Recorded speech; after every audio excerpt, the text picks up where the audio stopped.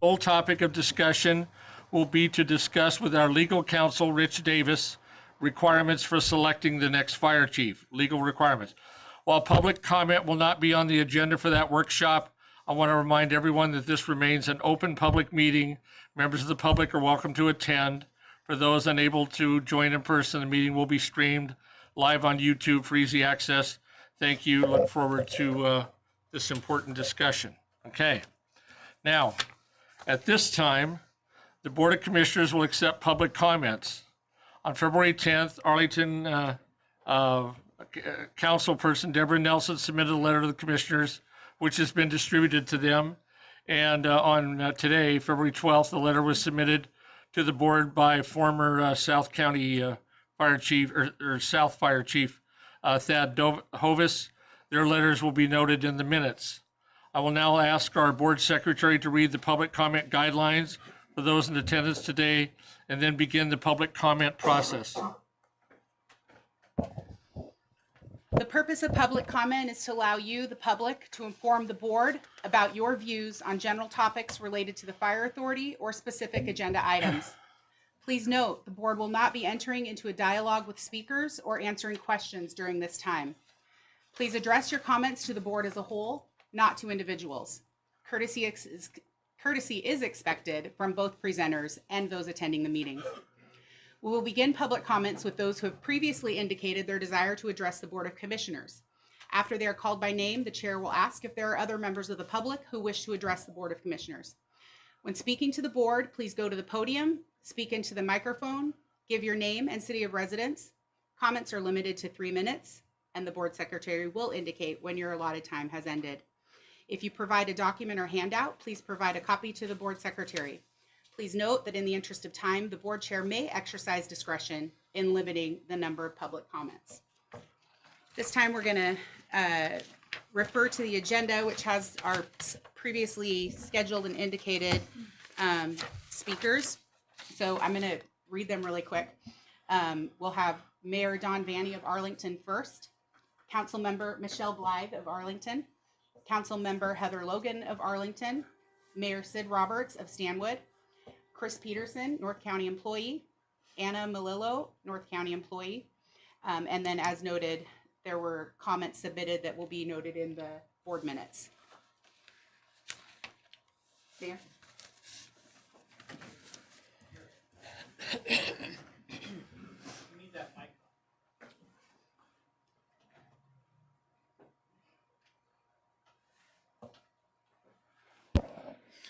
Thank you, Commissioner members, for the opportunity to speak here.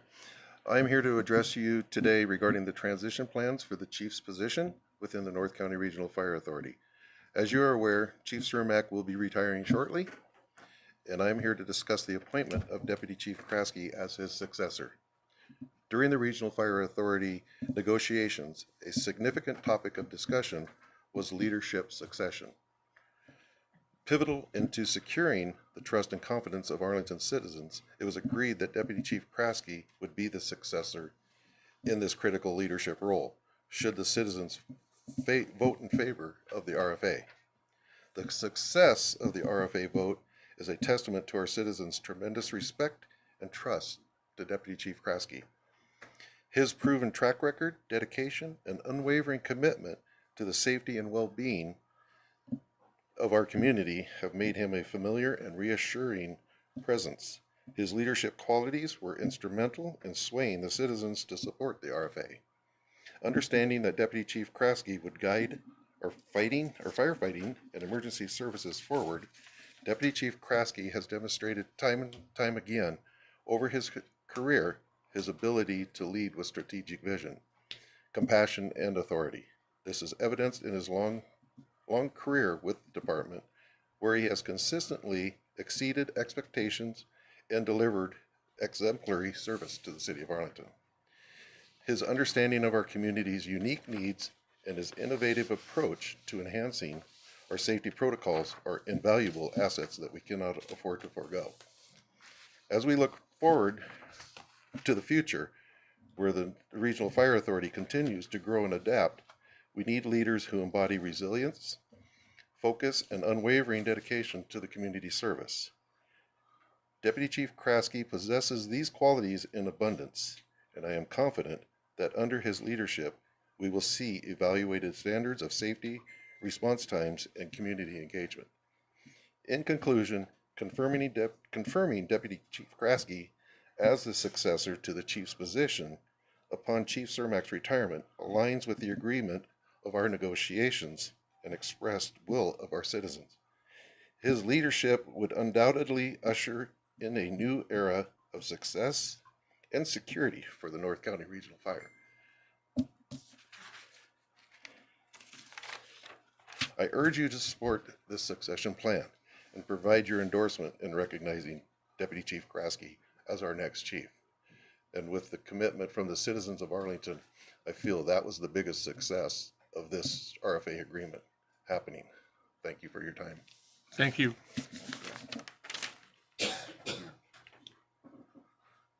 Councilmember Michelle Blythe.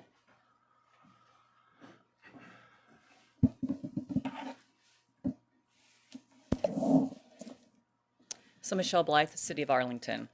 I come to you today wearing two different hats. The first hat is as a council member of Arlington. My first year was 2020. And during my first year on council, there was a ton of discussion about the RFA. There were so many questions in the community, with city employees, and with council. Oh, sorry. That's That was loud. It happens in a I'm like, did I fire do station. something to the microphone? Yeah. Okay, scratch that from my time. There were three questions that they were consistently asked by the public. One was, will any of our firefighters be lost in the process? Two, will the level of our service be impacted? And three, what will happen with Chief Kraske? Because you see, during the merger or the transition, we would end up with two chiefs. We had our chief, Chief Kraske, which was the face of Arlington.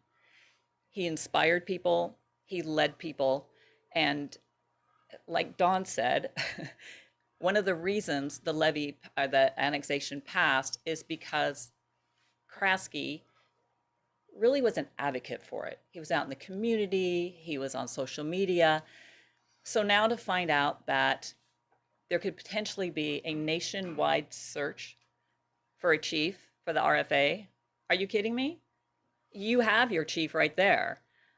It's really complexing to wonder why you'd want to go search for somebody when we already have Kraske. A succession plan was put into place when working with the RFA. Arlington trusted that would happen. We were told that when Cermak retired in 2 years, Kraske would be promoted. He would be the successor. This is documented on videos on YouTube. There's contracts, rough contracts, drafts, documentations that we all have copies of that showed the succession plan. One of them that I read indicated Kraske was a successor. The other one spelled out, we have two chiefs. When one retires, Cermak, secondary as assistant deputy chief, Kraske would be named chief of RFA. We trusted that. We believed that. Silly us in Arlington. Maybe we shouldn't have believed that, but we did. So I ask you to exercise trust, integrity, and accountability in doing what we asked or what we agreed upon. Now, as a voting member of Arlington, I take my council member hat off and I vote. I voted for 20 years. I have never voted against anything to do with fire or police. I am pro-service. And it's my understanding that there's a levy coming out. I'm going to have a hard time voting yes on that. If someone didn't tell me the truth in the very beginning of the RFA negotiations, why would I believe you now and what you're going to be doing with the money? So I just say that because the levies are important. I mean, the annexation, all of the items that are on the ballot are always important, and I'm always giving money to anything to do with serving others. So I ask you to do the right thing and name Chief Kraske as the next successor of RFA. Thank you. Councilmember Heather Logan.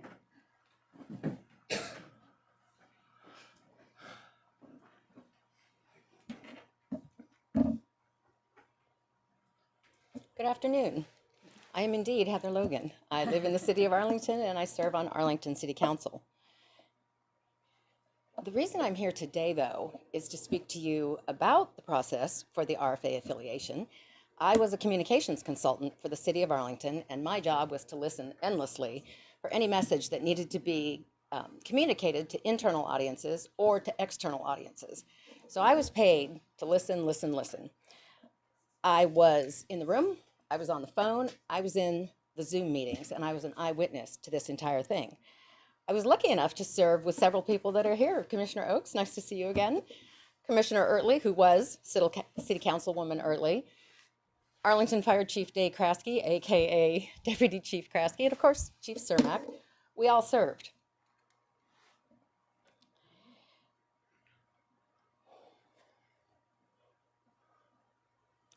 The successor leadership agreement that has been mentioned a couple of times now was written on May 11th, 2020. It was communicated to everybody with an interest in a document called Facilities, Leadership, and Facilities Scenario. Actually, Equipment, Leadership, and Facilities Scenarios.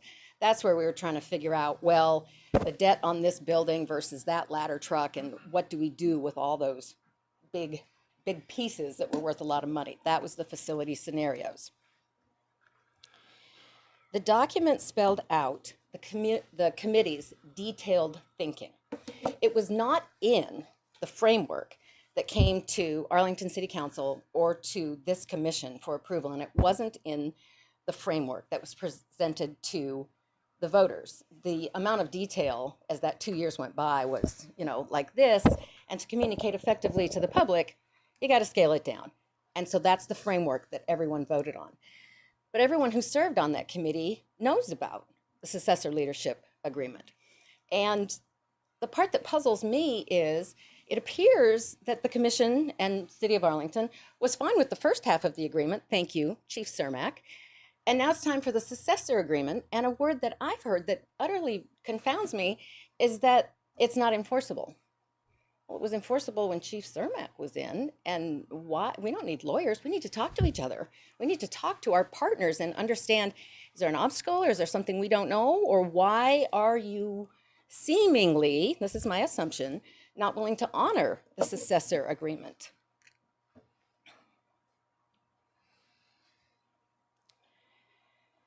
The implication to me, and I'm sorry to say this, it scares me. I need to trust this commission. The city of Arlington is relying on this commission, and you guys are all staffers, right? You're not just don't have anything else to do? Okay. Because you're providing critical services of EMS and fire to the 20,000 residents of the city of Arlington. I have to trust you. I need to trust you. But I'm at this joint where, well, we have a successor agreement, and the first half was good. And now we're at the second half, and in the absence of any communication, I don't understand why we're not moving forward with the successor agreement. So my ask this afternoon is, please honor your word. I think one of you in a board meeting very recently said we always honor our word as a board. I said that. Thank you, Commissioner Johnson. So then my question is, why not this word? Why not this agreement? Please honor your word. Please honor the successor agreement. Thank you for your time. Thank you. Thank you. Mayor Sid Roberts.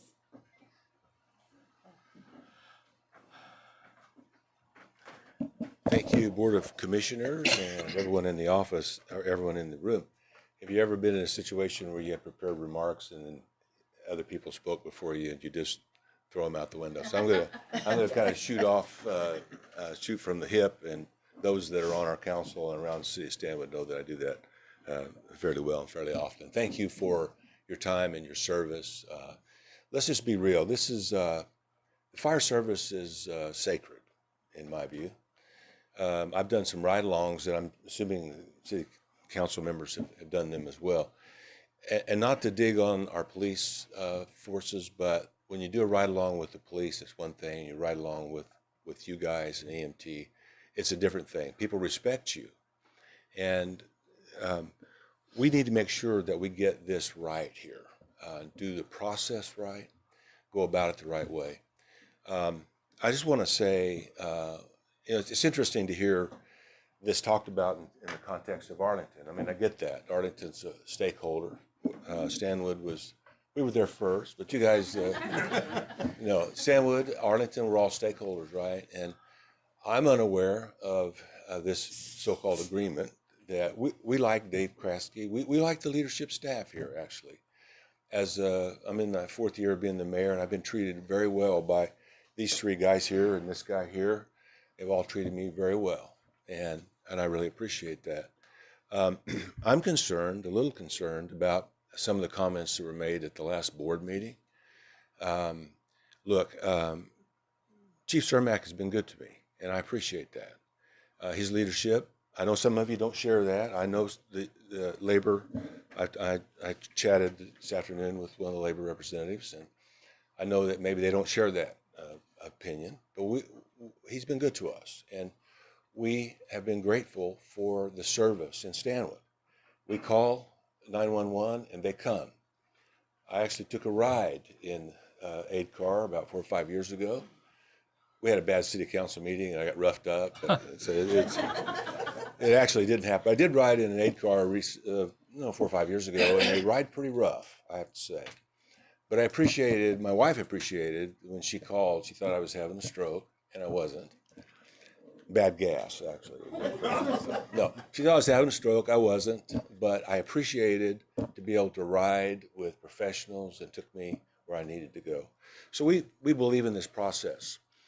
I have no doubt that my friend here, Mr. Kraske, would be a great chief. I don't have any doubt there. Your professionalism, you've been good to us, and I have no doubt with that. What I'm really interested in, however, and the city of Stanwood is interested in, is the process. We want to see the process done right. We want to make sure that I hear about this successor agreement. We don't know anything about that in Stanwood, and that can't only be between Arlington and the RFA. It would have to be with us too, right? And so we just want you guys to do the process right. We want you to do your due diligence. Look, the Seattle Seahawks have a quarterback that was on the bench. They looked around and they realized they had the best man right there on the bench. That may be true here, but I think that we feel like that you ought to do your due diligence. I think the law implores you and requires you to do that. And we will work with whoever this commission chooses. And we feel like that this is a solid organization, and I'm a little concerned that some of the comments that were made here were a little bit out of line. We try to keep these board meetings civil. I have to say, we out of 3 of our elected board meetings in Stanwood, a couple of them have gotten a little sideways lately, and we're hoping the city council doesn't do that at our place. So I'm just going to say in closing that city of Stanwood just appreciates John Cermak, the leadership that you've provided here, and we wish you well in your retirement, and whoever takes over, we'll work with it. If it's my friend here, we'll work with you. And you've been good to me. We've had good communication. We appreciate that. I would just ask, just in closing, that I don't think there's anything wrong. My colleagues, and I get along with all these guys here. Don and I have the same haircut, so we go to the same barber, so we get along well. No, seriously, we have a good relationship with Arlington.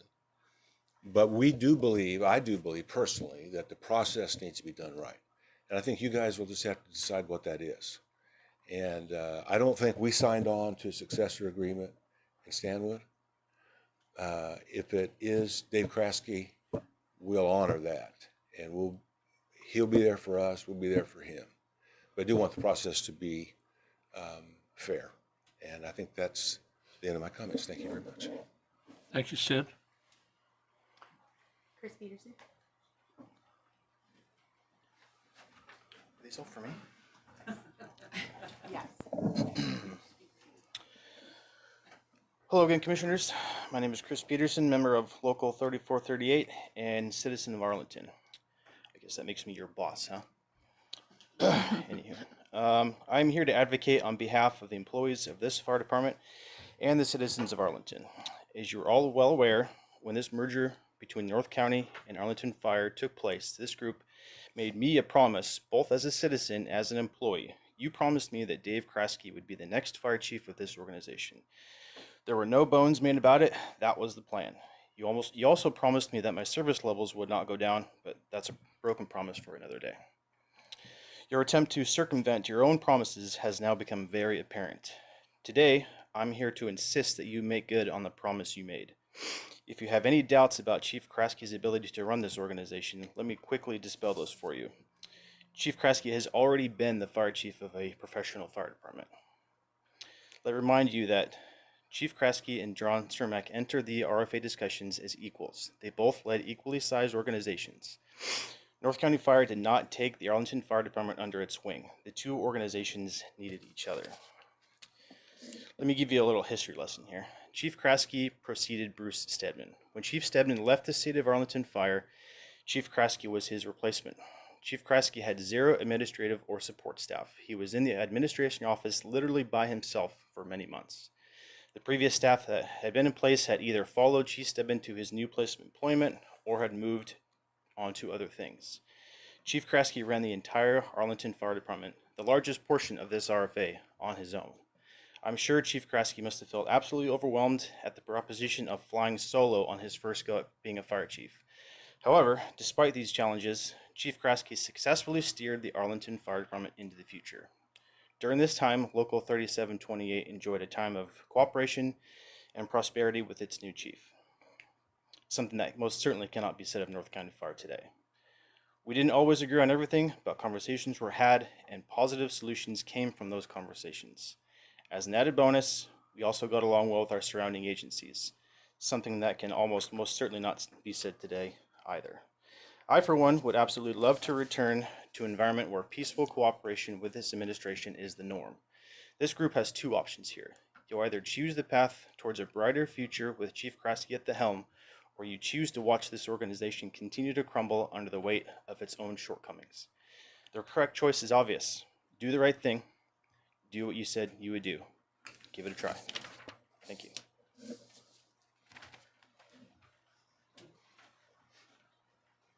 I have a little handout.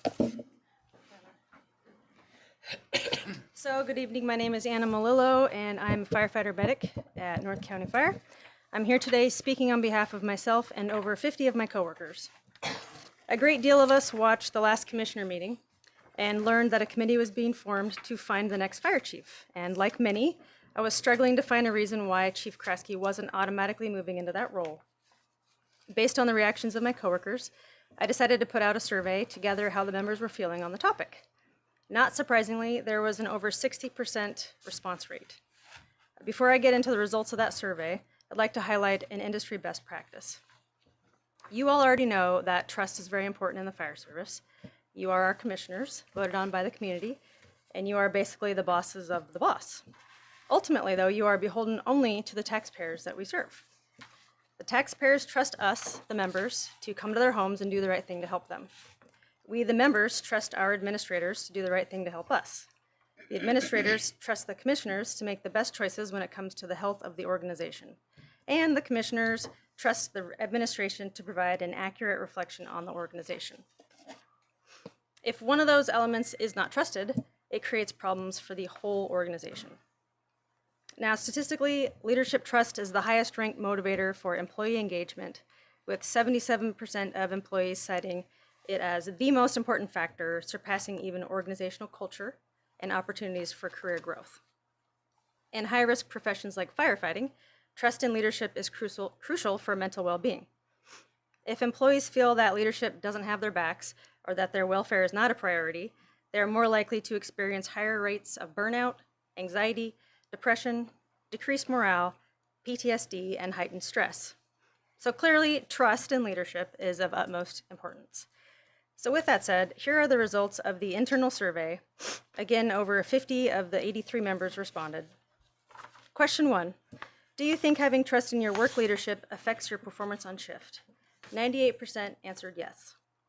2, do you feel safe having an open dialogue with Chief Kraske without risk of retaliation? 98% said yes. 3, do you feel Chief Kresge understands the needs of this organization? 98% yes. 4, do you feel Chief Kresge understands the needs of the community we serve? 100% yes. 5, do you feel Chief Kresge cares about your well-being as an employee? 98% yes. And lastly, would you rather Chief Kresge or an external candidate become the next chief at North County? 98% said Chief Kresge. So over half of those respondents felt so strongly about Chief Kresge stepping into this role that they submitted stories and examples of times in the past when Chief Kresge had gone above and beyond to prove that he is a trusted, compassionate, and well-qualified candidate for this position. You have those stories in front of you now, because I do not have time to say all of them. What you also have here is someone who is well-versed and knowledgeable about all facets of this fire department, someone who clearly has earned the trust and respect of the staff, and someone that already has the trust and respect of surrounding partner organizations that we work with on a regular basis. So it's confusing to us why you need to look any further. What more could this commission ask for when you're looking for a fire chief?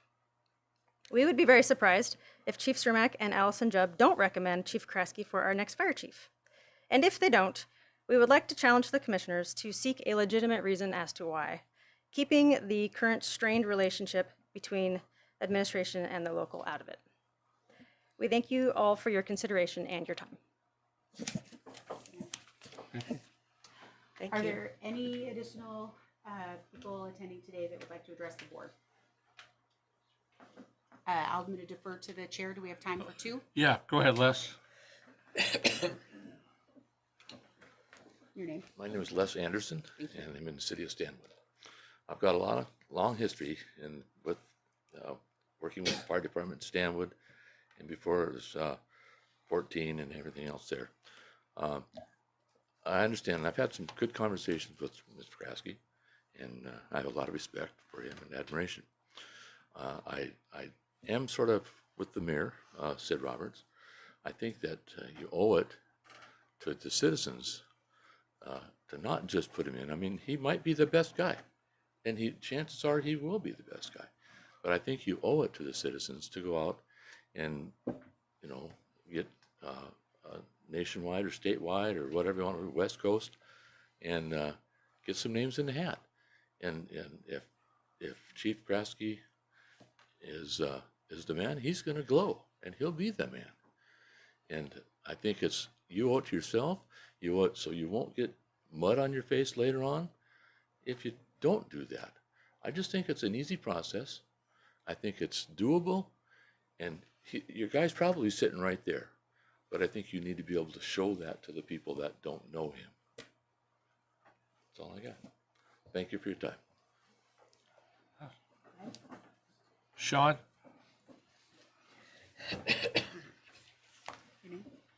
Thank you, Sean Smith, City of Stanwood. Like the mayor, I didn't bring any notes. I brought something that made it look like I had notes, but I'm going from the hip. So thank you, commissioners, for allowing me to speak. I just want to say I've been here almost 10 years in Stanwood, and I've worked with John Cermak closely, and he has been fantastic.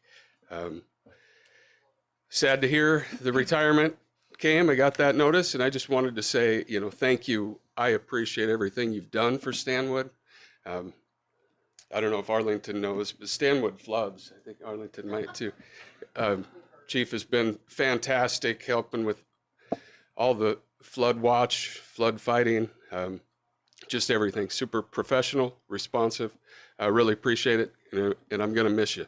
So just want to say that. As far as I watched the video because I didn't make it to the last meeting, but I did just want to comment on some of the comments I heard, at least one that said, I believe it was something like, not one stakeholder appreciates John Cermak. And I just want to say Stanwood, I think, is a decent stakeholder in the RFA, and we very much appreciate John Cermak. So I just wanted to correct that issue. And I really like Dave Kresge. So if he's the next guy, I'd be happy as can be. All these guys that I've worked with, Doug and Steve and everybody have been fantastic, have a great group. So that's all I want to say. Thank you. Thank you, Sean. That's it. Okay. Thank you very much. Appreciate that. Going to move on to the IAFF Local 3438 report. Good evening, Commissioners. We have a couple presenters tonight. Greg Kuntz, President of North County Firefighters. I actually have this all written down, but after hearing some of the comments, I want to, I can rehash. I was on the RFA committee as well. I know what the promises were made. I know what happened. I've worked with Chief Kraske for 28 years now, for a long time. We haven't always seen eye to eye, whether it was us, the city, any of that stuff, but we always found a way to find common ground. And the reason I'm going to kind of go off my speech is just hearing some of the stuff that's going on tonight, because what I don't want is for the citizens of Stanwood to feel that Arlington is taking this over, saying you have to do it our way. What we're saying is when we join this process, this is why we joined the process. We just never would have joined the process as a union. We never would have supported it. We never would have supported it out to the citizenship. And so we don't want it to sound like we don't care about Arlington or anyone else, because I can turn around here right now to every fire chief up here, every person standing in this room right now. I don't care if you came from Stanwood, Arlington, North County, New Hire, any of that stuff. We all get along just fine, right? What we need is some leadership and healing, and I hear, right? We need to go out and look. I believe this is the guy. He will be the guy. So I'm like, if he's the guy, then why are we not keeping our promise? Why are we not moving forward? there's no need for it. The ability for reconciliation with what we have going on, appointing Chief Kraske to the fire chief spot gives us stability.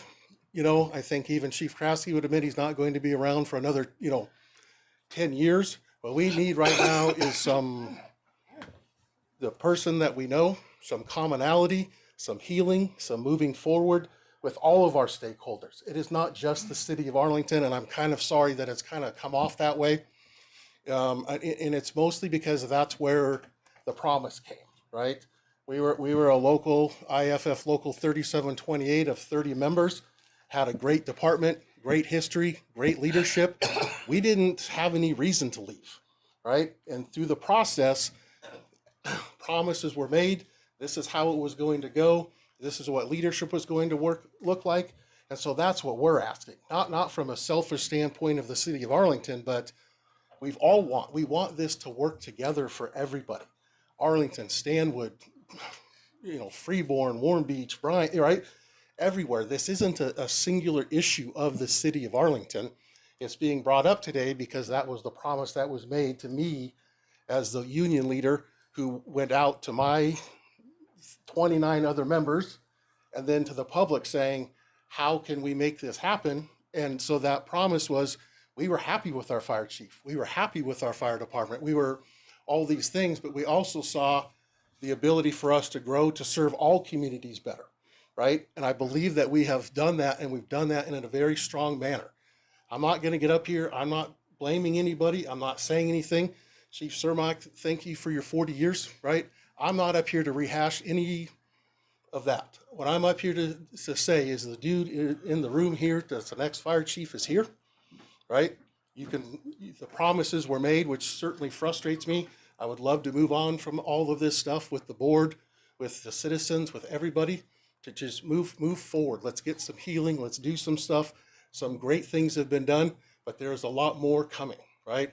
I'm in the same boat. I'm a short time here, trying to essentially for us raise 40 or 50 young firemen, right, into this organization that we're already proud of, but we can improve, we can move forward. And I don't mean that as a knock on the current fire chief. Sometimes a change of pace and a change of perspective can make a huge difference, right? And so as the president, long time, 25 years almost, I've been through a lot of stuff. And so I'm not up here to place blame, throw anything. I'm just asking you, one, to keep your promise, and then two, to make some, inroads. We very much care about the citizens of Arlington, citizens of Stanwood, citizens of everywhere. It has nothing to do with any part of that.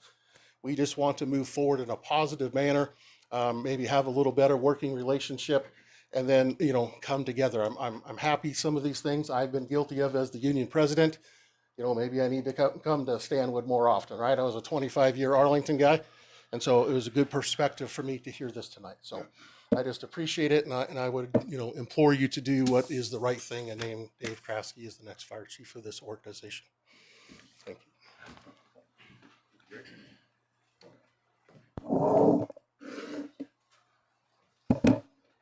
Hello, members of the commission, members of the public. Kirk Norman, representing North County 3438 as the vice president. President Kuntz's age and wisdom have given him a lot of positivity and hope, but that's not what this group is feeling. No matter who we are or what walks of life we come from, we all want a thriving fire department in our community. Stanwood, Arlington, Cackman, everywhere. A fire department where citizens have faith that their votes are respected, their tax dollars are spent under good stewardship, and a team of compassionate, highly skilled professionals are ready to protect them in their time of need. These professionals. But this organization has been going through an extremely difficult time over the last few years, and we fear that it is increasingly falling short of those ideals. Failed leaders work to serve their personal interests and spend time on growing their power. They often put those interests above the interests of our community, all of our communities, and above the firefighters that swore an oath to protect them. The harm that has been caused cannot be overstated. You all have heard from this union as we repeatedly express our deep concerns or stories of intimidation and retaliation and our pleas for change. From the statements that you've heard tonight, 3 things have been made abundantly clear. Your union firefighters have repeatedly expressed deep concerns about leadership and decision-making, and they have repeatedly called for the departure of John Cermak. We understand that it's coming. However, as long as John Cermak maintains any form of influence... Just a moment. I'm sorry. Chief Cermak's announced he's leaving the end of March. And you don't need to get into character assassination. Speaking, sir, and this is my time. You're piling on. No, not for slander and the character assassination. Then get to the point. Get to the point, because we all know that Chief Cermak's leaving at the end of March. Are you through with your outburst? No, I'm not. No, I'm not. If you're going to sit there and talk slander and character assassination, I'm just saying, if you're going to talk that way, you could step down. If you want to get to the point without the slander, go ahead. This group has suffered at the hands of a chief that does not care about their well-being, and we have documented proof that we can have our members bring in from the psychological evaluations that they have had to go through. I do not want to hear you tell me to be quiet while I advocate for 83 members who need help. They need advocacy, and they need it from you, because we cannot get it from our chief. I do not want to be inflammatory, and I do not want to shout, but you will not silence me while I mention these things. May I continue? You may. Thank you. We need to move forward. And the reason that I mentioned these things is I have seen communications where Chief Cermak is attempting to have some form of consultancy that exceeds his departure date, where he keeps his finger on the scale of the influence of this agency. I haven't approached you about it yet. I wasn't even going to mention it yet. But if that's happening at a time when this agency is seeking additional funding from the public and you want to pay someone more money than the additional admin that we have, I don't know what to tell you, but that certainly isn't good governance. Finally, Dave Kraske was promised to the people who cast their votes to build this fire authority. You are being reminded of that fact in extremely clear terms. I apologize for shouting. I do not like being interrupted. I respect this commission. I respect you as the chair. We need to maintain good communications, but you do need to understand, Chair Johnson, we are equal stakeholders in this agency and we provide the service to this department. Selecting Dave Kraske as the next chief is an opportunity to put water under the bridge. An opportunity to show our neighboring agencies that North County is in proven, capable hands, and that we'll be a collaborative partner once again. An opportunity for your firefighters to go to work for a chief that we believe in, who shares the core values that drive us, these men and women who go out every day and risk their lives to serve this community. This is an opportunity for all of you, our elected officials, everyone here, almost everyone here lives in your districts. It's an opportunity to show your voters that you have made good on your promises to them and us. I want to address Mayor Roberts and the Stanwood members that came here today. I really appreciate you guys showing up and asking for a process. It's important. Equitability, reasonability, and making sure that there's a best person for the job is truly vital for the fire service. Mayor Roberts likened it to the quarterback's on the bench, he's ready to go. Here's the thing. This isn't a game, this isn't football. People die in this industry. Our customers die if we don't have the correct leadership. John's gotten us as far as he can. There is one leader to take us forward here. And using the game allegory here, we're in the middle of the game, you can't move the goalposts. The agreement that you made was that when John left, Dave would be the chief. And I understand that Stanwood didn't have a say in that, but Stanwood wasn't a part of that negotiation. You told these firefighters, you told the city of Arlington and the citizens of Arlington that that would be the case, and now it is not. For many years, there's been hurt and harm taking place at this labor group. It's time to turn the page and move forward together. It is time to honor your commitment to the citizens of this fire authority and make Dave Kraske the next fire chief. Thank you for your time. Thank you. Want to reiterate what I said at the beginning of the movie about, or the beginning of the meeting about the special meeting board workshop a week from today at 4 o'clock, put on by Rich Davis, our counsel, regarding legal matters surrounding this. I would like to make a comment. I want to thank you for your comments. They're much appreciated, that openness, the honesty of that. Just thank you. That was appreciated. Okay. I need a motion to approve the agenda as presented. Second. Okay, all in favor? Aye. Okay. Now we'll move to a special joint presentation. In fact, actually, I don't know if everyone wants to stay for that or if we need a 1 or 2 minute recess to let people leave if they want to. Is there a sense out there? Or? And please, if you're leaving, there are cookies up there, and please grab some. Yeah. I mean, let me call just a 2 minute recess so you can leave or get a cookie or whatever as you arrange for this presentation. Thank you. I'd love a cookie, thank you.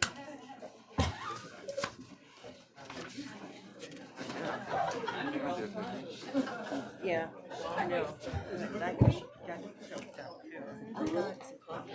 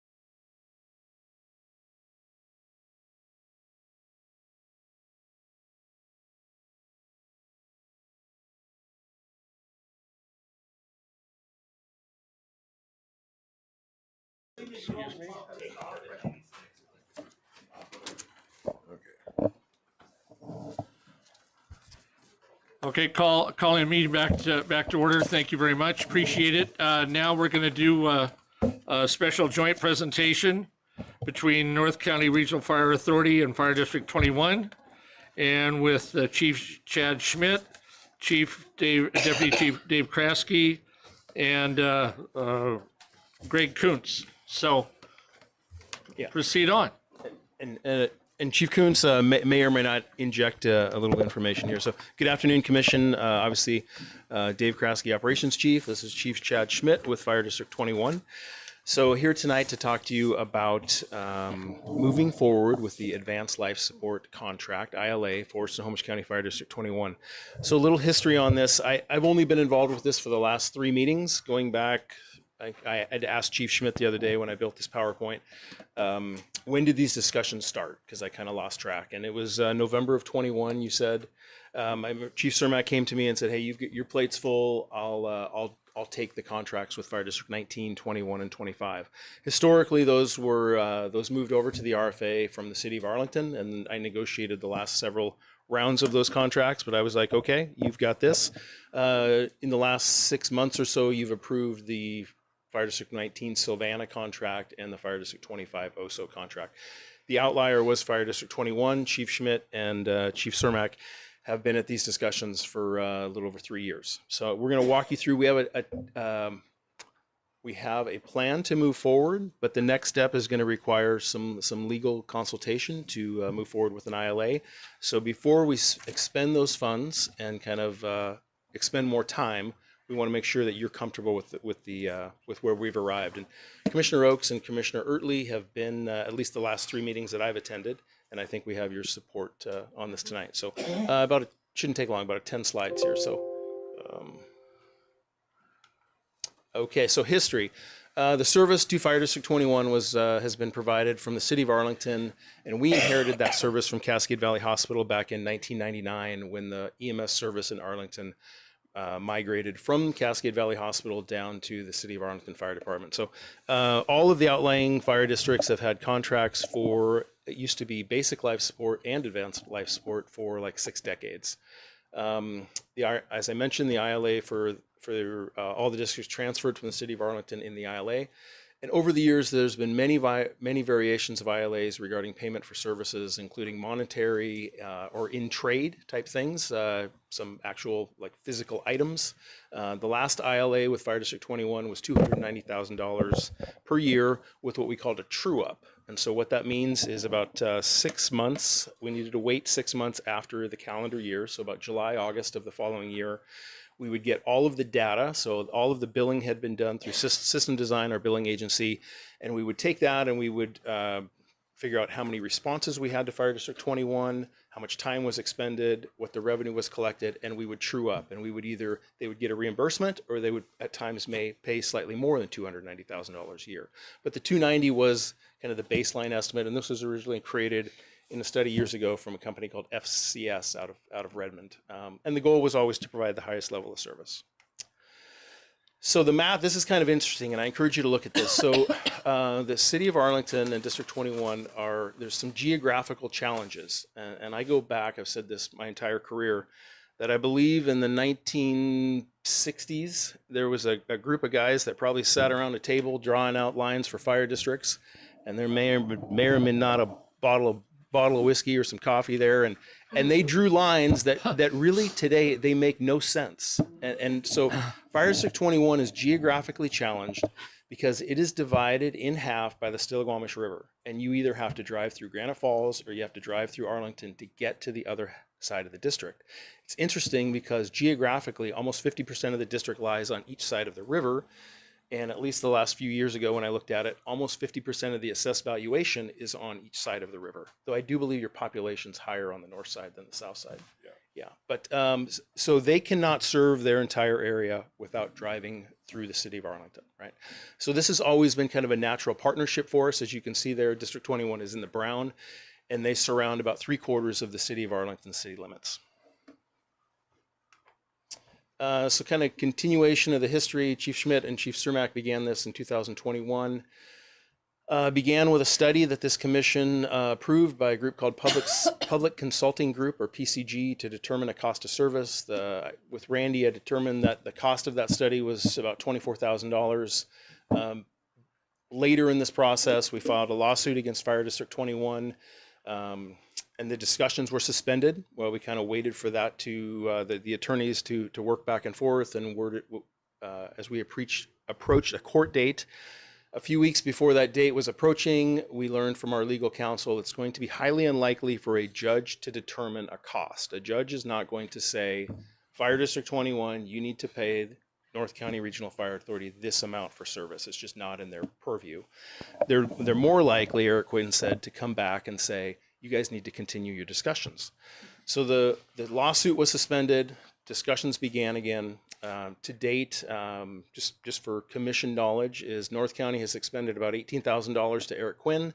Fire District 21 has expended about $43,000 to an Everett-based attorney, Mitch Cogdell. And then again, we had the PCG study. So, and then on top of all that, we have Chief Cermak, myself, staff time, certainly a lot of Teresa's time collecting data. We have hundreds of hours of staff time, including the commission, Commissioner Oakes, Commissioner Cade has been to many of those meetings, and Commissioner Early. So a lot of time has been spent. And there's a lot of stuff to get done here, and we need to start wrapping some stuff up. As I say, we're loading too many things on the wagon. So their last contract was a 4-year contract, 2019 through 2022.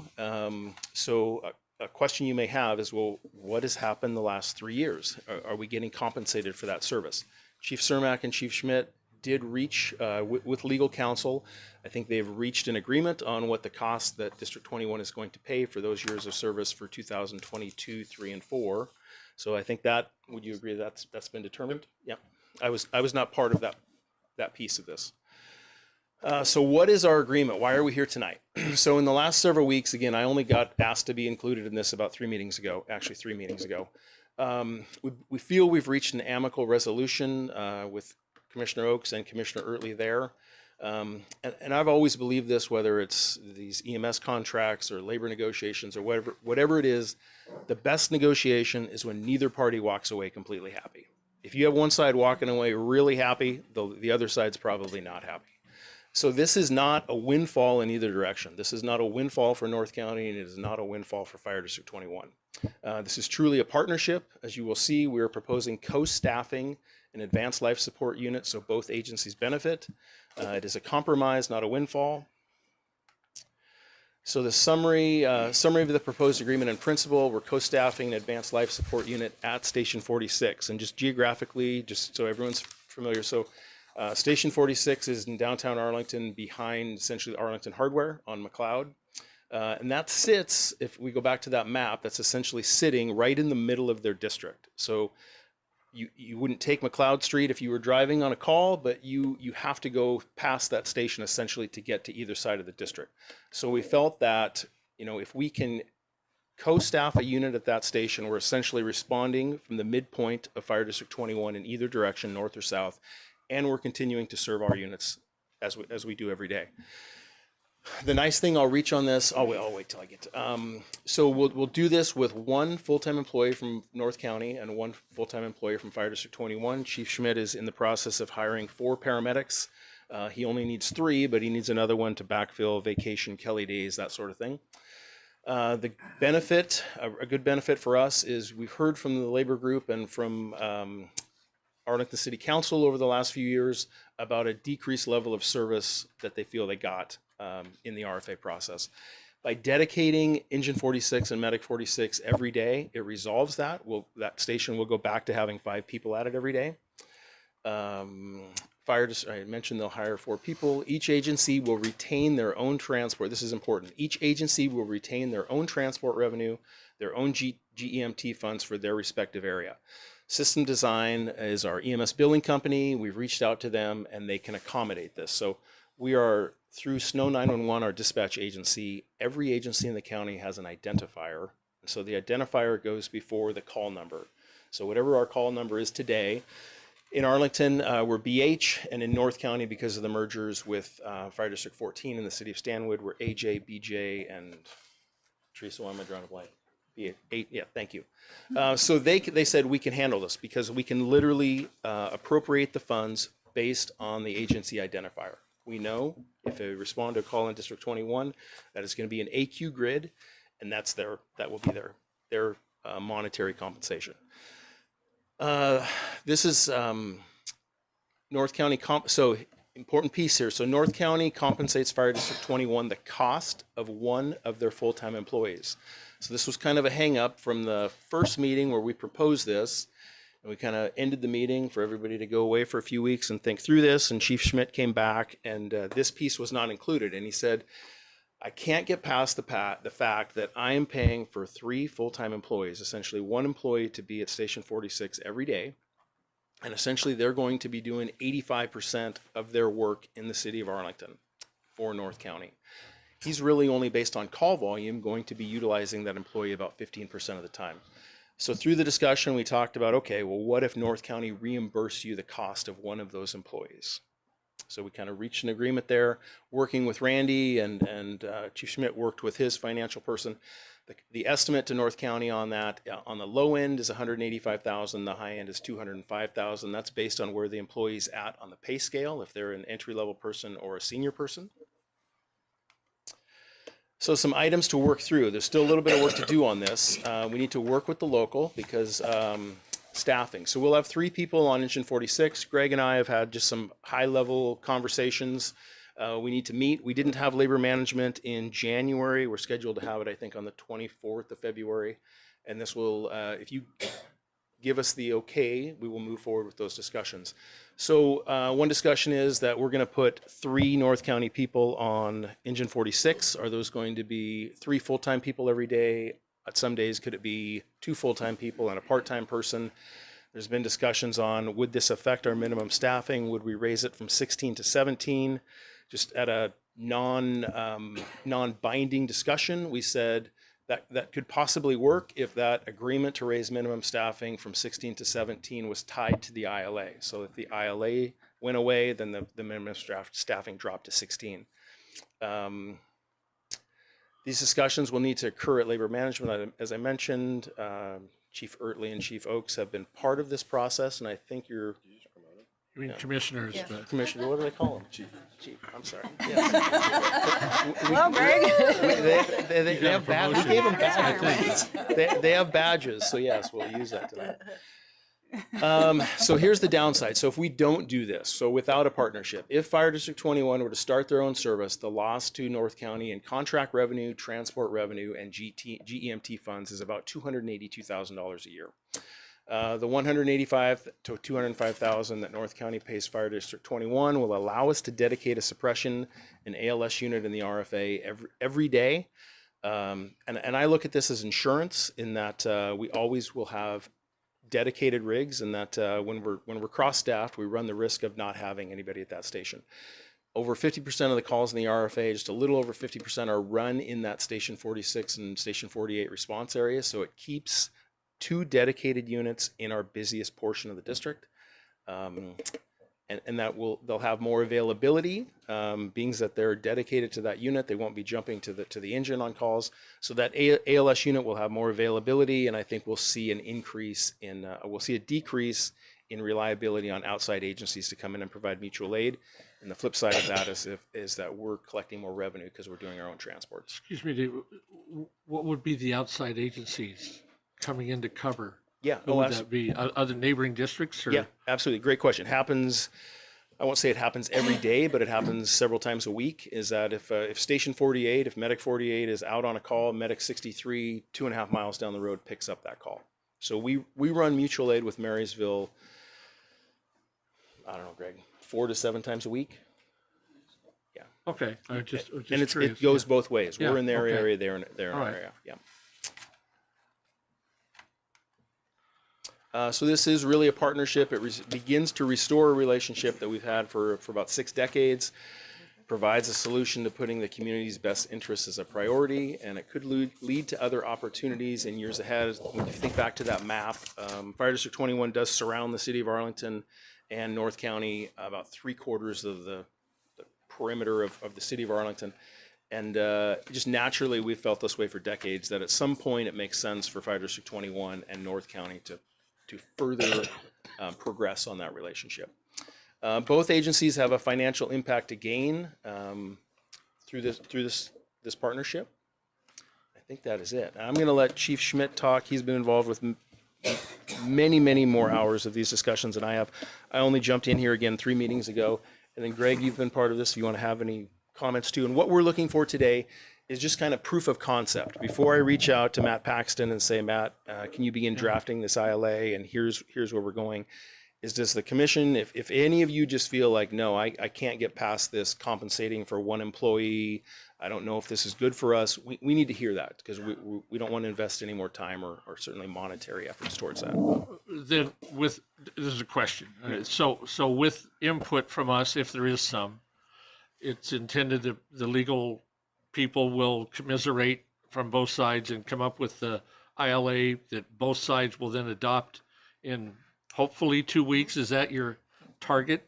No, certainly not. Not possible in 2 weeks.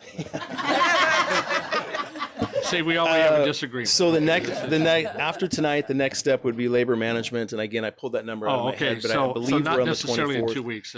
I think you would probably see this at the second meeting in March. Okay, all right, okay. A good time. But when we see it again, when we see it again, it will be the final negotiated, all hands up, agreement, right? Yes. Okay. And I'm going to give Commissioner Oakes and Commissioner Ertley just a heads up. I'm going to call on you last because you've been part of this process. So I just want to start by saying thank you to Commissioner Early and Oakes and Cade and Chief Cermak for this process. I know it's been long. I know I've gotten the chance to come speak to you guys, whether you wanted me to or not. But to watch this process go all the way through has been nice for Fire District 21, because I think as we come to hopefully what is an end to these negotiations, at the end here, it has really been a holistic approach to what is best for the community as a whole. And Fire District 21 has been dependent on Arlington for a super long time, and we were always great partners there. And we look forward to the chance to be good partners with North County in the future. This final discussion in ILA, I think there are things about it that we weren't all that excited about. I think there's things that North County wasn't necessarily all that excited about, but we were able to come up with something that I think will benefit the public in maybe ways that we can't measure and ways that we can measure. And so Chief Kraske and the group that was there 2 meetings ago, we really kind of had this epiphany of, I felt like we were just kind of running over the same ideas over and over and over and trying to make little adjustments, and then it all just kind of happened at once. And so we're very appreciative to that. The medic unit for us being dedicated, that takes us back to a place where we had been, about four years ago. And so that's an accomplishment for Fire District 21. Our citizens are going to benefit from that, having that unit there. We also benefit from having that engine be dedicated. It's a backup to us. And so knowing that that's our next in unit and it's not out on a BLS call is important for us also. So while this is going to be in the city of Arlington, we do know that it's going to have a huge impact on us. It also helps us kind of start our process into paramedics and having our own service, which our public has kind of given us a mandate that that's something they wanted to move forward with. So in all, I am walking away happy, only in the fact that hopefully this is all over, and that right, amen, Well, and that we're coming out with something that is really beneficial to the public. And I just wanted to, as you're retiring, I just want to say thank you for the 3 years, even though they weren't always amazing in negotiations. I do appreciate the fact that you stuck with it.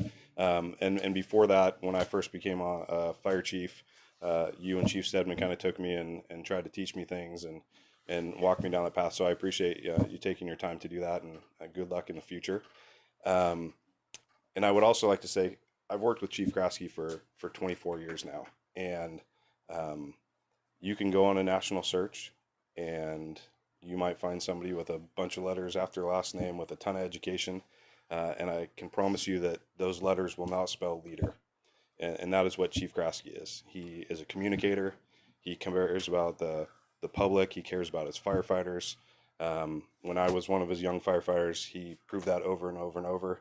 And as a neighboring fire chief, he has proven that again. So I can't put more into that, but you would be missing out on an all-star if you pass on this. And I think it would be detrimental to Stanwood, Freeborn, Camino Island, anyone that surrounds this area. And I've talked personally with all the fire chiefs in the area, and we all support Chief Kraske as the next fire chief here. So.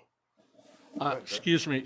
I just want to add one quick thing here, that this true up process, and I'm not aiming this at Fire District 21. I'm talking to all parties here, is that whatever you guys agree to on truing up what's owed by one versus the other and all that, please make it clear to all parties, as well as kind of a timeliness of what to do. In other words, if North County owes Fire District 21 something on the true up contest, there ought to be a statement that it's going to be forthcoming. I mean, it'll be forthcoming right away, and vice versa. So there's no lingering IOUs. So the benefit to this is there is no true up. Yeah. Oh, well, no, that's even better. That's what I'm saying. That's one of the big. That's the big deal. Commissioner Johnson, the one thing I can say from the beginning of this is the biggest problem has been the true up, and Chad and I having to beat our heads against each other, agreeing whether you got out the door with one wheel turning or 20 feet out the front window, whether you paid or didn't pay. It was a disaster.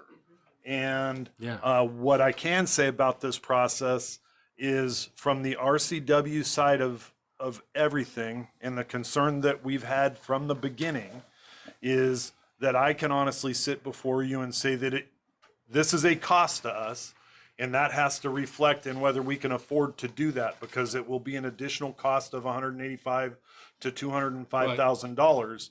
But what I can say is it will be an increase of our deployment status and what we do with our deployment.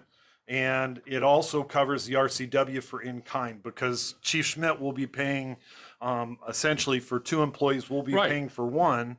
So that in-kind portion that was the second concern of our process, I feel comfortable walking out the door, retiring, saying that with this process, it's going to cost us money, and it's whether we pass a levy and everything else of whether we can afford it. But that can be decided another time. But what this does is make me feel comfortable that we've checked all the boxes for everyone, and it truly goes to our Rotarian side that we talk about. Is it good to all concerned? I believe that's what it is. Yeah.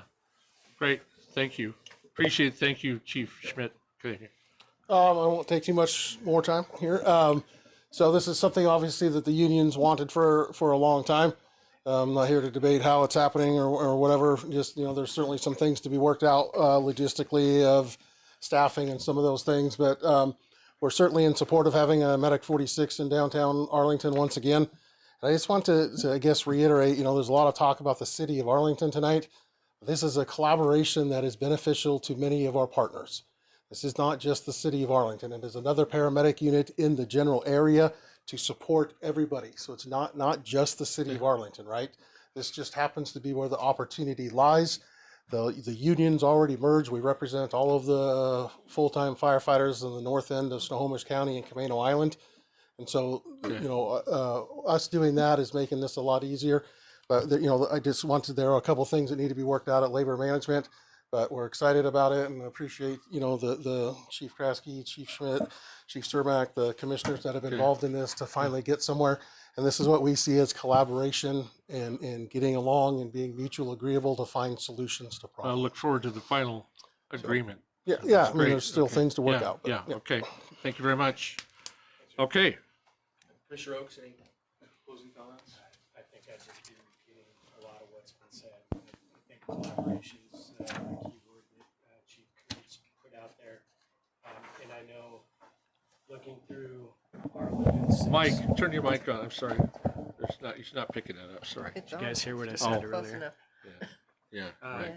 I think, you know, historically, we've looked at data to help determine where, and so this is a little veer off of that, but through this collaboration, you know, I think it's a good thing. It's neighbors working with neighbors and, you know, providing that higher level of service. So Nice. I show support for it. Commissioner Cade, you were on a long out of country absence, so you weren't at the meetings that I was at, but any comments from you? No, I will also be just repeating, but it has been a long process and it will be refreshing to have this finished in some form. Okay. Commissioner Early? Yeah, it was a long process, and there were times when it seemed like we were going nowhere, and we'd leave the meeting, and it's like, oh, this is never going to work out. And then we'd come back and, you know, talk some more, and so it was really, I appreciated all the effort everyone put into a little give and take and understanding where the other side is coming from. And so I think it turned out really well, and I appreciate everybody's input that was involved in this, and it's going to help the community. So it's a win-win for everybody. Okay, very good. We will move forward at, well, I need any opposing comments we need to know about? Yeah. Okay, we will move forward. Labor management would be the next step. And I just want to close with saying that tonight, here in an hour and 15 minutes, is the Fire District 21 monthly commission meeting. They meet once a month. So Chief Schmidt and Chief Kuntz and I are going to be leaving. So if you don't see us, maybe after executive session, that we'll be attending that meeting to do this again. So thank you. All right, thank you. Appreciate that. Okay, I next need a motion to, excuse me. I'd like to open up a public comment period for a few minutes at least, if someone else has something to say about this particular proposed agreement. Just, is there any additional public comments by anybody? Okay, then I'm going to close the public comment period. Thank you, but appreciate that. I know it's weeks, months, going back years, I mean, of discussion on this subject, and a lot of people put in a lot of work on it. So I just hope they can close that final gap of small differences, which I'm assuming are small differences. So that's good. Okay, I need a motion for approval of the consent agenda. So moved. Second.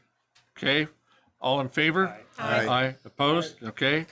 Next, moving on to quarterly division presentation. HR, fourth quarter of 2024.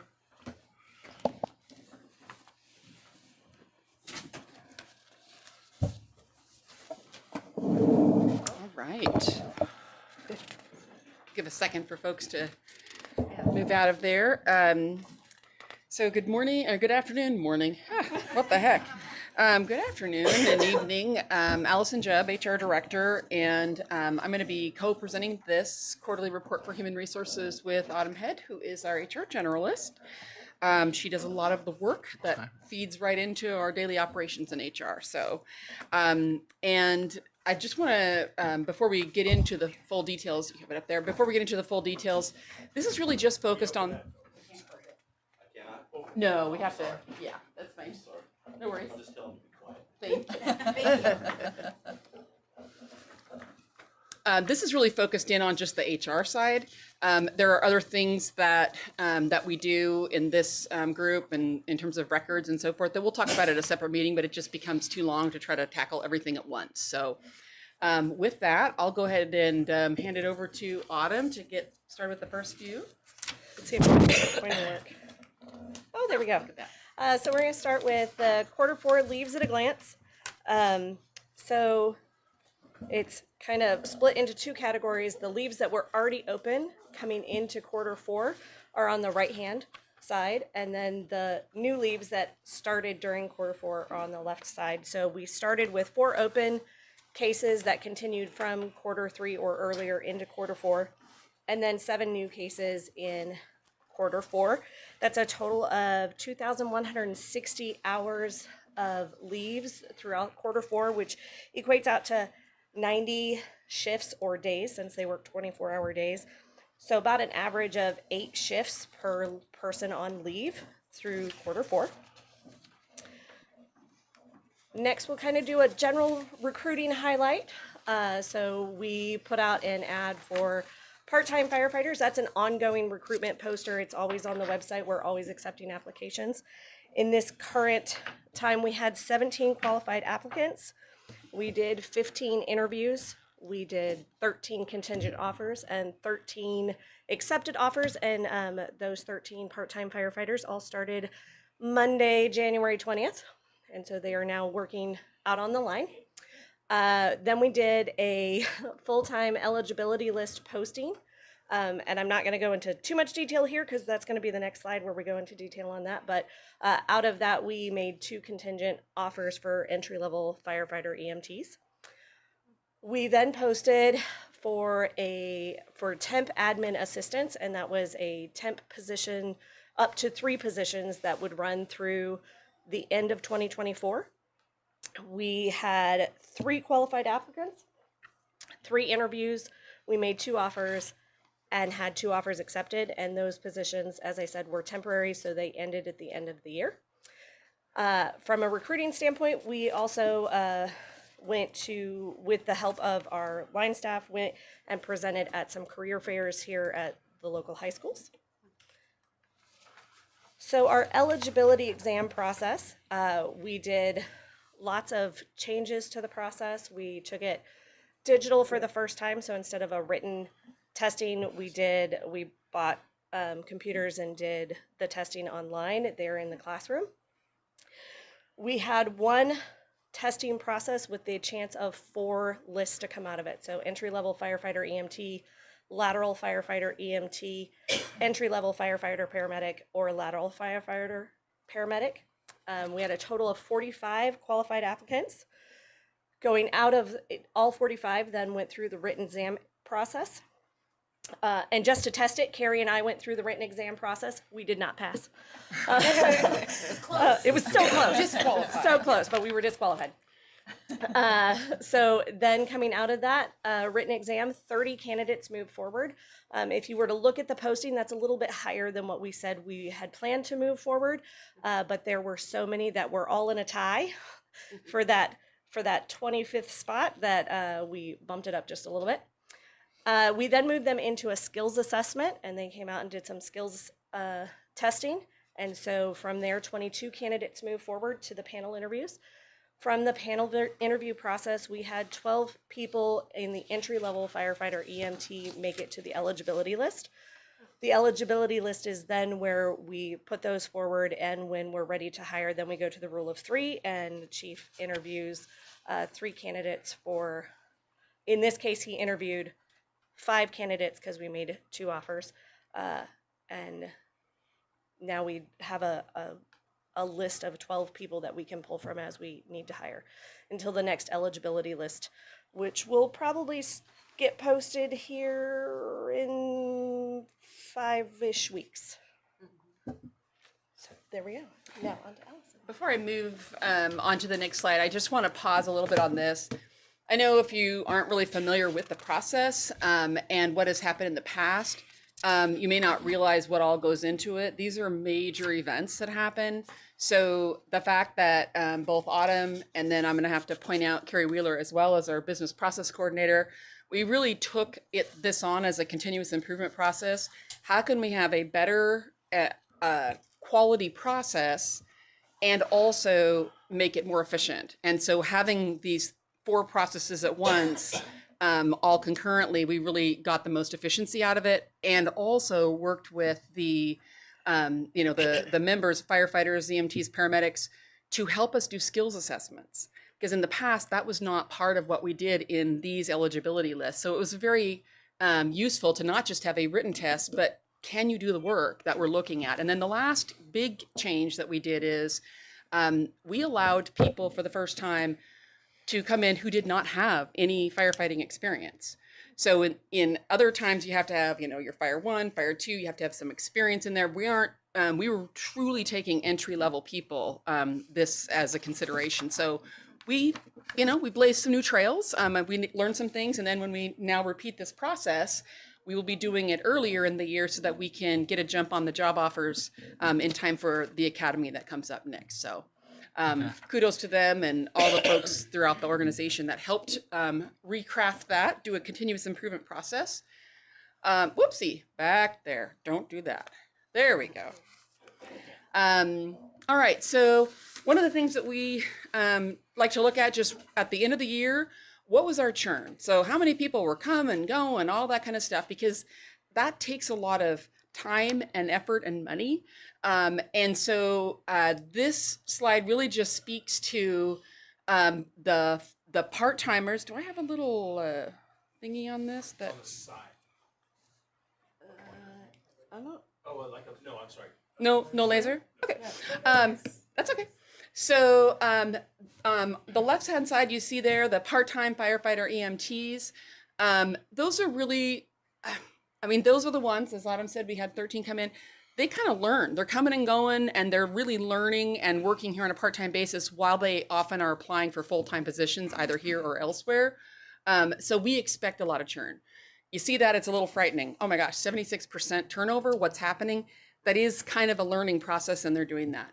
The rest of them overall, for all of our full-time employees, including represented and non-represented, we had a 4% turnover, which is very good, especially in this economy. And then when you break it out by group, in the firefighter paramedic group, it was 4% for the year. We had no turnover in the firefighter EMTs, 5% in captain BCs, and then in the executive administrative group, which is the uniformed and non-uniformed leaders, there was a pretty good chunk, small group. So when a few people leave, it comes out to 16%, and then the same with the admin group. And I just want to point out there, under voluntary separation, there were no involuntary separations, but in their voluntary separation, you can see what the reason was as a subset there. So most of them were retirements, and then we had a couple who left for other jobs or other reasons, medical separations and others. So that is it for the churn. Allison, Just, can you go back? oh yes. Is the one firefighter medic that Maybe I left, can go back. Sorry. is that the one that came back? No. The voluntary separation? Yes. Okay. Yep. So he'll show up as a separation, but he didn't come back yet until January. Okay. Yeah. I mean, February, sorry. Yeah. He's not on this. Oh, I'm sorry. Yeah, he left in January and came back in February. So we'll see it coming and going. We probably won't even notice him then on the next report. So does that make sense? Yeah. Yeah. Of the part-time firefighters, there's 20 hires. Is that within the agency, or is that outside the agency? That means us hiring part-time firefighter EMTs. So that was, as Autumn said, in the fourth quarter, there were 13. So we go through a process and are bringing them on in big chunks at a time now, and trying to maintain a sort of a min-max range of 20, mid-20s to mid-30s is kind of where we're trying to maintain our numbers in those. Okay. Yep. Good question. Any other questions on that? No? Okay. So just again, last couple slides. We have been doing some things with Autumn here. She's been fantastic. She only came in September, but it feels like it's been a lot of time because she's done a lot. So we've been building out a BC dashboard, which is really a way for a single place that a BC can go to figure out, like, hey, who's on leave, where are they coming, when they're coming back, all of that. So instead of lots of emails and conversations and trying to figure it out, they have that in their hands when they're ready to make a decision, whenever that might be. And other things as well. But that's really key for them. We want to empower them to have the information at their fingertips as quickly as possible and not have to run around and figure out what's going on. And then have got all of our OSHA files updated. That was a big process. So we're very excited that we are now fully in compliance. So if anyone comes knocking on our door, and we have all of our posters up for that. So, and then did the same thing with the leaves of absence report. Very good there. Updated the part-time process and the policy. On open enrollment, for the first time, Autumn transitioned everyone to an online enrollment platform instead of doing paper, so forth. So that was a great improvement using the technology that was available. So you can see the other stuff, and I'm not going to talk about the payroll project right now because we'll talk about it in a little bit. And then what's on the horizon, we're going to keep doing the negotiations, payroll project. There will be an EEO4 process coming, which we'll inform you about. It's just required every other year reporting. And then the last thing you're going to see is you approved funding for an HRIS system, and that is, we're going to start that process in the first quarter, looking at business needs. What are the system needs that we need before that? And that's it for our HR report. Thank you very much. You're welcome. Who's doing the operations report? Chief? On here.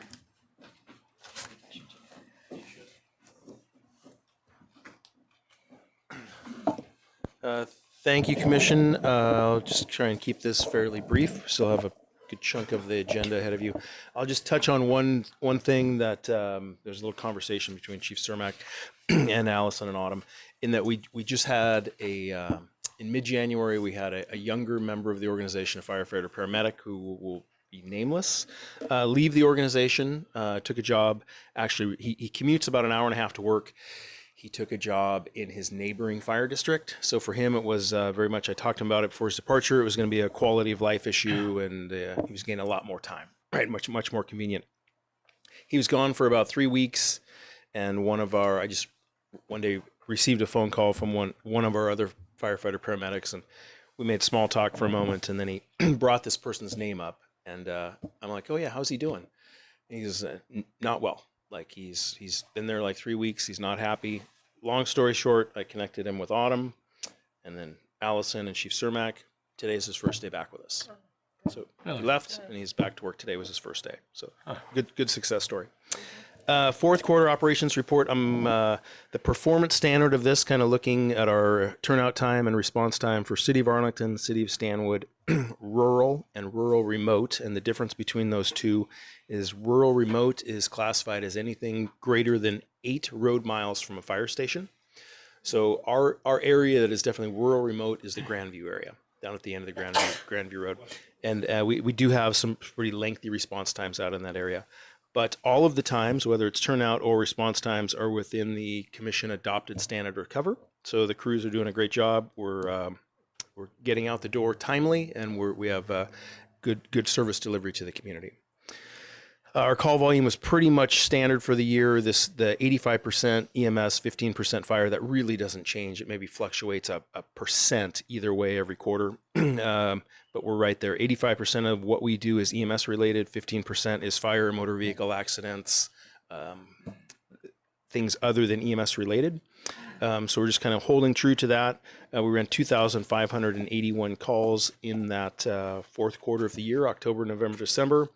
Teresa just sent me an email that it's time to start building the annual report. So here in the coming 6-8 weeks, we'll probably have that for you for the 2024 annual report, which will be very definitive of the performance level and how we did. Touching on some of the things that we did in the fourth quarter, I'm not going to hit on every one of these. Trish Sutton, one of our firefighter paramedics, now a firefighter paramedic, she left us in January of 2024. She attended the Bellingham Technical College, Bellingham Fire Department paramedic program. She finished that right at the end of the year, like mid-December. She successfully completed the program, so she's going through her paramedic integration process now with us, and yeah, very happy for her. She has her formal graduation next week. Santa Run Food Drive, a huge event in the community every year. 12 nights, as many of you know and have helped with. We drive a decorated fire engine through the different communities with a vehicle in front of it, making lots of noise, letting them know we're there, and then the food vehicle coming up behind. We collected 17,000 pounds of food in 12 nights, and about $2,260 in monetary donations for the city of Stanwood Food Bank and Arlington Food Bank. And there were other competing organizations at the same time doing the same thing. Yeah, I mean that's still a great. It's job. It's a fun event. Yeah, and that's the important thing to touch on. That is, it is all done by staff, admin, and the 3 shifts. Each group takes 3 nights. So we have 3 shifts, A, B, and C shift. They each take a night, and admin takes 3 nights. So we share this, and everyone does it on their off time. So this is a very much it's 100% voluntary event. Autumn touched on recruiting, and we lost. We've never lost so many part-time members in one time as we did in the fourth quarter of 2024. it was just we opened both doors for them to leave, and it good for them because most of them were leaving because they got career job opportunities in the fire service, and that's what the part-time program is there for. But we try and average between like 28 and 32 part-time members is kind of the little bubble we like to stay in. We lost 17 of them in the fourth quarter. So it was going to be devastating to staffing. And so I kind of thought of an idea and talked to Autumn about it. And we took our show on the road and we went to Skagit Valley College. That was both in the same day. We went in the morning to talk to the fire program and in the evening to talk to the EMT program. And then like the following Saturday, I went to the Everett Community College program and just stood in front of the class and pitched our organization and told them about the part-time program, circulated a notepad collecting names and phone numbers and email addresses. Autumn came back, put that into a database, and so now she has communication with these people. We did really well. We got 13 people from that recruitment. And now she's going to, I'm going to give her kudos here. I don't know the frequency, but she's going to send out just a little 1 or 2 page newsletter to them, like every 6-8 weeks, bi-monthly, just to kind of keep communication going. So as the need arises, we can let them know, hey, we're doing another recruitment for part-time people. So that was a kind of a creative thing we did to get part-time staffing. You created the Emergency Medical Services Officer, Brian Price, and the Fire Training Coordinator, Will King. So they're both doing great job. I think Matt's going to probably touch on that in a moment here when he talks about the CARES program. But Brian and Will transitioned from shift to days, and they're working in supporting Greg Kuntz in the BC of Training, and Matt Hickman, our interim AC of EMS. 2025 vacation calendar. You may look at that and go like, what? That can't be that big a deal.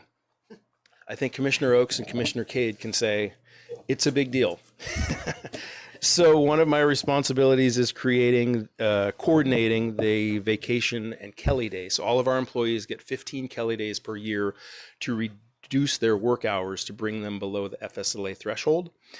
So they essentially, a senior employee signs up for 25 days off roughly during the year, about 10 vacation days and 15 Kelly days. And now you multiply that to varying levels across 84 members that work to do shift work. And it's a lot because there's restrictions on, as Commissioner Oakes and Commissioner Cade know, there's restrictions on how many of one classification can be off on a day. You need so many paramedics to operate and so many people to drive the rig. So that is always a fourth quarter task. Huge amount of help from the battalion chiefs on that.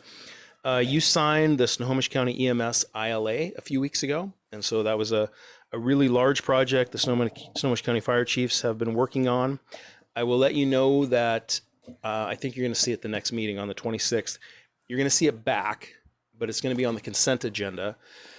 One agency in the county, South County, and this was all based on a percentage. So we needed 90% of the signatures to move forward with that, and it got down to just a few agencies, and South County was one of them. And they provide service to, arguably maybe close to a third of the county.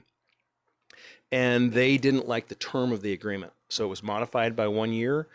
Matt Paxton, who you know that works for Richard Davis, was the attorney of counsel for that entire process. He's redrafting it, and he's advised everyone you can put it on your consent agenda because it's a change in the term is all it is.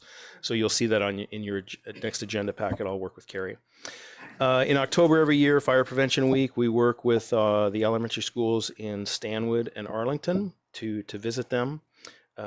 Teach fire prevention. So a handful of staff takes that on. I'll give some kudos, just specifically Jared Huff, one of our younger firefighter EMTs. I don't know, how long has Jared been on?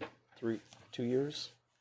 Yeah, Jared was actually, he went to college to be a school teacher, and then kind of entered that during COVID and the whole remote thing, and teachers weren't being hired, and he kind of reevaluated what he wanted to do and pursued the fire service. But he still has a love of teaching, and so he took on a lot of this on his own. So he was doing a ton of these classes on his own on his days off. We were compensating him for it, but yeah, we visited all the elementary schools. I believe the target is 2nd or 3rd grade. Go Force here, but it's all the 2nd or 3rd grade classes in the Arlington and Stanwood elementary schools. We trained up more hazardous materials technicians. Our goal was to have 18 of them on staff, and we are there. I think we're actually above 1 or 2. So that was a good accomplishment.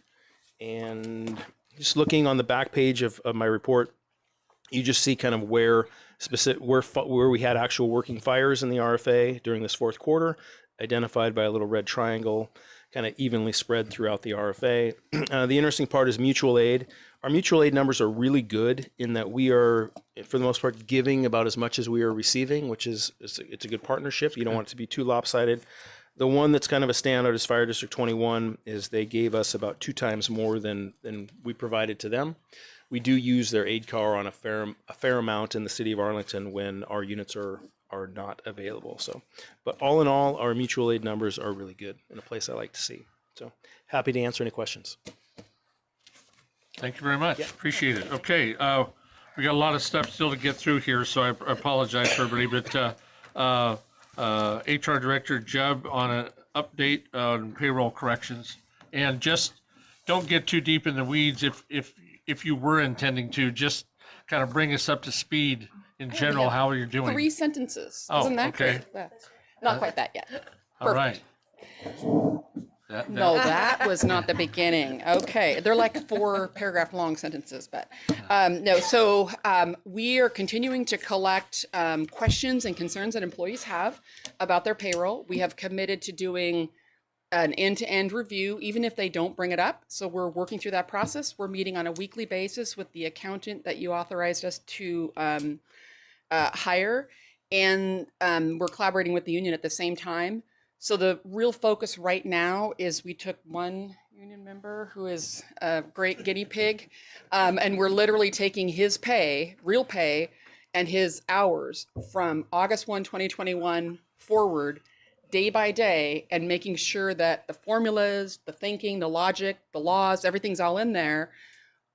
I think next meeting, we're going to say we're good with it, and then we're going to give it to the union, and they're going to run it by their folks, so that before we do everyone, we're going to make sure we're all on the same page. Okay. So that's where we're at now. Great. Come back next meeting and give you another update. Well, thank you very much. Appreciate welcome. that. That's really That was important. more and than we 4 wanted, sentences, but yeah. well, we just wanted assurance. We're just staying right on top of it. But I will just quickly add on, just last week, this happens a lot for me. If I have something happening in Arlington or Station 46 or 48, I will work. Mike.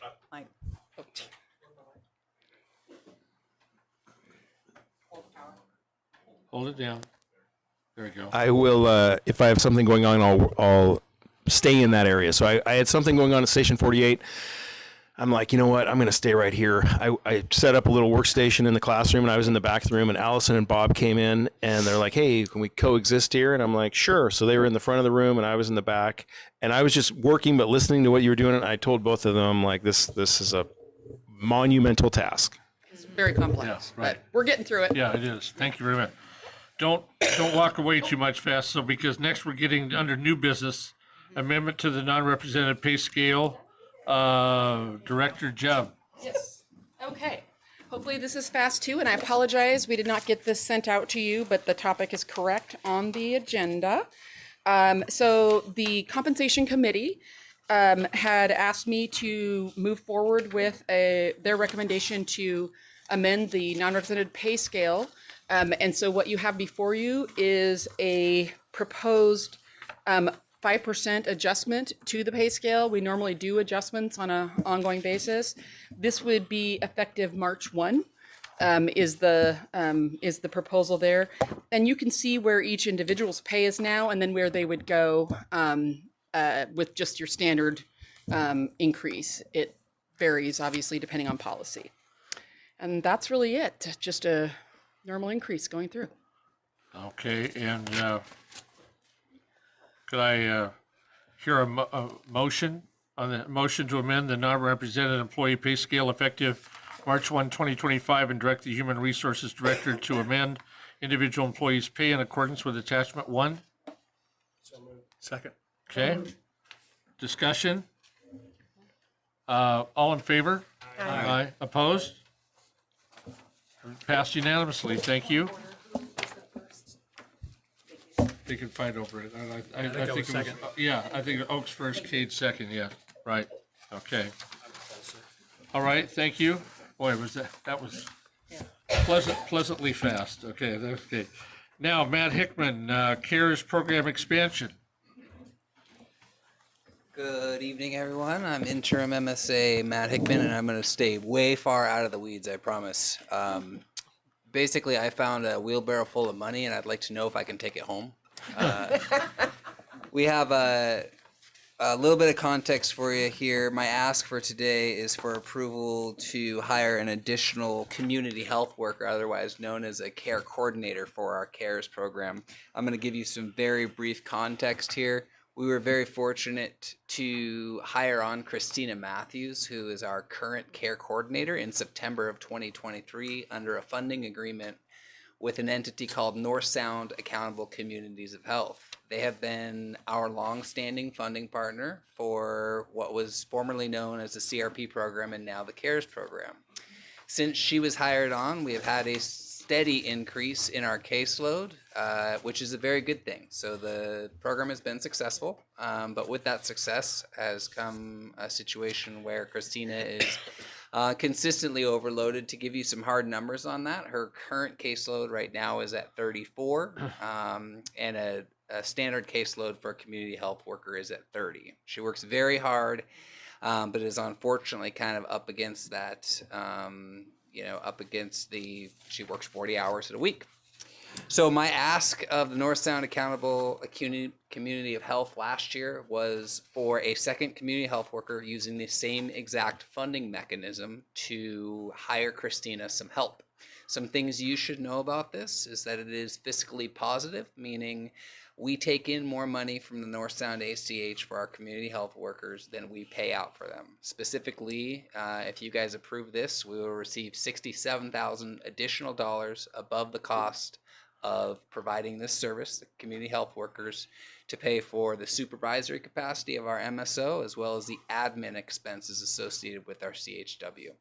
So my ask today is a motion to approve the hiring of a second CHW. So it's solely based, though, on the availability of the funds, correct? 100%, and that's a great question. Yeah. Knowing the uncertainty surrounding federal grant programs Right. that we're going through right now, any community health worker we hire, and this includes Christina right now, both in their contracts and verbally, they're very aware that their position is predicated Conditional, upon yeah. continued funding. Right. So if it ever were to go away, their positions would unfortunately go away. However, that would not be without me coming to you and begging for a few months to find alternative funding and Okay. pointing towards the Appreciate that. efficacy of the Sure. program over the last few years. Okay. So, I'd entertain a motion to direct the fire chief and HR director to engage a process to recruit and hire an additional CHW funded solely through NSACH. So moved. I think it was Holly, and Oaks second, okay? Any more discussion? All in favor? Aye. Opposed? Aye. Okay, unanimous, thank you very much. thank you for your time. Appreciate it. Okay. Thank you. Yeah. All right, okay. Drive the train. Now, hang on a second. I'm looking for my language here. Okay, now the board, we've got several items to discuss in executive session. So the Board of Commissioners will go into executive session allowable under RCW 42.30.140 for a discussion on matters relating to collective bargaining issues and negotiations, and as allowed by RCW 42.30.110 sub 1 sub G to review the performance of an employee. The commission will be in executive session until I'd say it's 17:45 now. I would say 6:30, 45 minutes. I mean, there's about 3 items at that time. So let's say 18:30 hours military time. So yeah, okay. And so we'll go into that here in just a moment as soon as we clear the room. And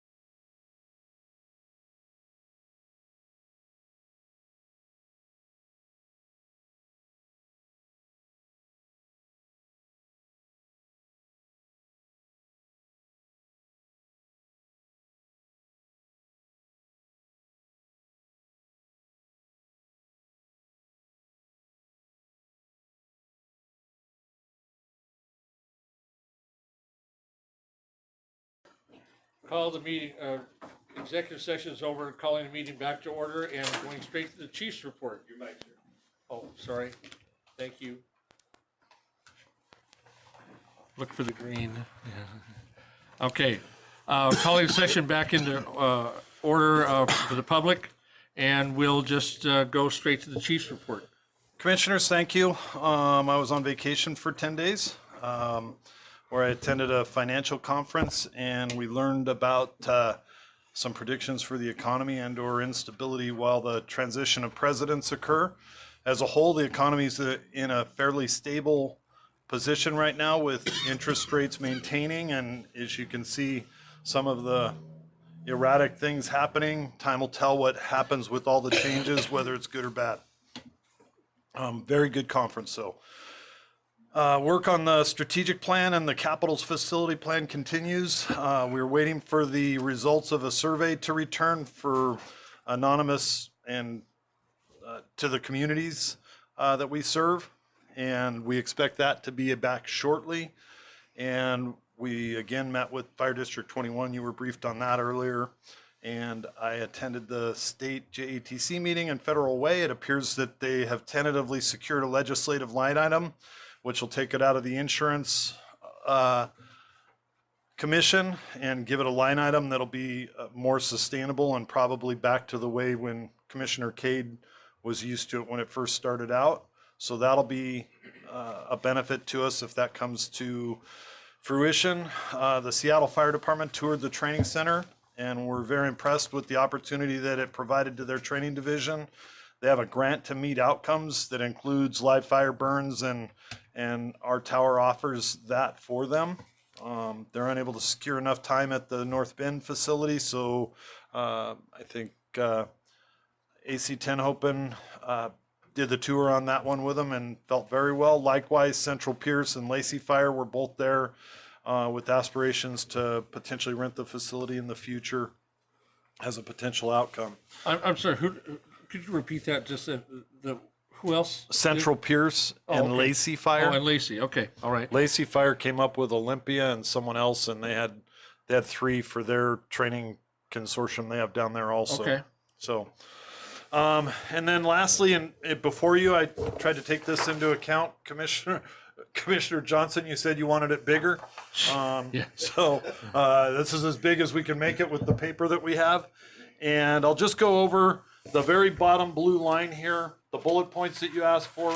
Station 96 was staffed 16 out of 31 days during this month. And unstaffed 15 out of 31 days. And we actually, ironically, had a call this weekend that was a horrible call that we airlifted an individual out on 300th. That station was staffed at the time, and because it was staffed, they were there probably about 4 minutes earlier. And Really? Okay. the person was airlifted and at least I think in critical condition, but stabilized, and 2 others were transported out of there. So Medic 46 was uncross staffed 13 out of 31 days, or 42% of the time, and cross staffed 18 out of 31 days. So the blue line, Commissioner Oakes and Cade probably are aware of this, but the blue line that says MOUHU average, that is the monthly unit hour utilization average. So as you go across the top gray line, it has engine 46, medic 46 cross-staffed and a line down.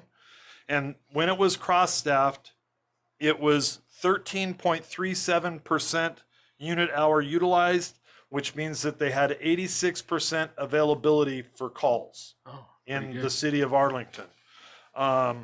When they were uncross-staffed, you can see Medic 46 and Engine 46 both had a unit hour utilization of 11.52%, and that's probably because the engine goes on a lot of the same calls with them. So they follow up with them to those calls. So there's a difference of availability when uncross-staffed by 2%. And you can see the rest of the units across the board. I think the one that's not calculating correct is engine 96, 896 cross staff.